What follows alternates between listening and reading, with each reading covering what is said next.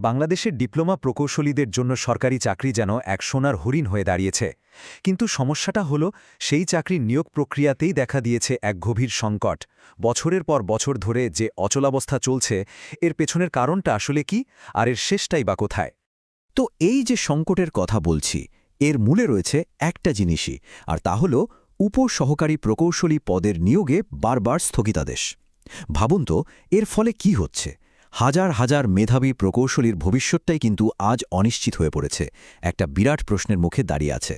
শুধু একটা বা দুটো জায়গায় না, সমস্যাটা দেখুন কতটা ব্যাপক।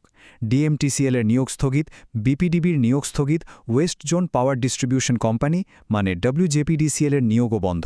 এমনকি নেসকো নতুন বিজ্ঞপ্তিই দিতে পারছে না।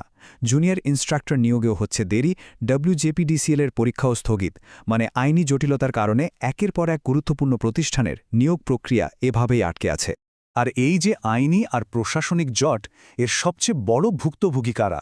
চাকরি প্রার্থীরাই তো। তাদের প্রস্তুতির পেছনে দেয়া মূল্যবান সময়গুলো সব নষ্ট হয়ে যাচ্ছে। অনেকের সরকারি চাকরির বয়সসীমা পার হয়ে যাচ্ছে। আর ভবিষ্যৎ নিয়ে যে কী পরিমাণ মানসিক চাপের মধ্যে দিয়ে যাচ্ছেন হাজার হাজার তরুণ-তরুণী, তা হয়তো বলে বোঝানো যাবে না। দিনের পর দিন এই যে ভোগান্তি, এই হতাশা, সব মিলিয়ে সারা দেশের ডিপ্লোমা প্রকৌশলীদের মনে কিন্তু আজ একটাই প্রশ্ন ঘুরপাক খাচ্ছে, যে তাহলে এখন করণীয়টা কি? দেখুন, ডিপ্লোমা প্রকৌশলী সমাজ কিন্তু কোনো সংঘাত বা দ্বন্দ্ব চায় না। তাদের দাবি একদম পরিষ্কার এবং একটাই। কর্তৃপক্ষের কাছে তারা চায় নিয়োগ প্রক্রিয়া নিয়ে যে বাধাগুলো বারবার তৈরি হচ্ছে, সেগুলোর একটা স্বচ্ছ, স্থায়ী এবং ন্যায্য সমাধান। একটা সঠিক নীতিমালার এখন খুবই দরকার, আর সেই পদক্ষেপ নেওয়ার সঠিক সময়টা কিন্তু এখনই।